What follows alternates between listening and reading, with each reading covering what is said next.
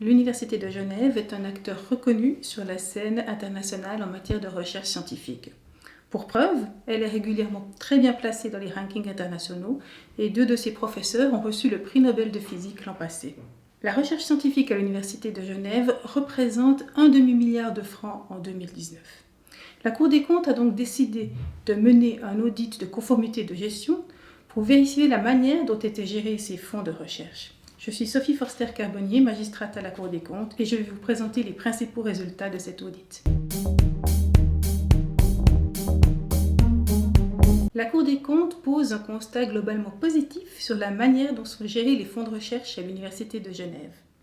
Elle constate que de nombreux contrôles sont effectués et que le rectorat a mis en place une analyse de risque qui lui permet d'approuver en toute connaissance de cause les différents projets de recherche. La Cour constate que si les recherches sur les animaux font l'objet de nombreux contrôles, il n'en est pas de même pour les recherches sur les êtres humains.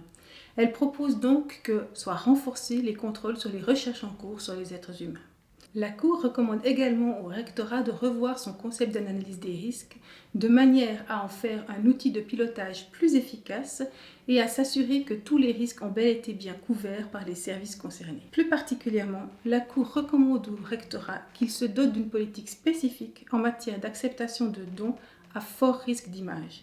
Il s'agit en particulier des dons des personnes politiquement exposées. Enfin, la Cour relève que l'Université de Genève doit mener des contrôles plus serrés sur l'utilisation des fonds propres afin de couvrir davantage le risque de fraude.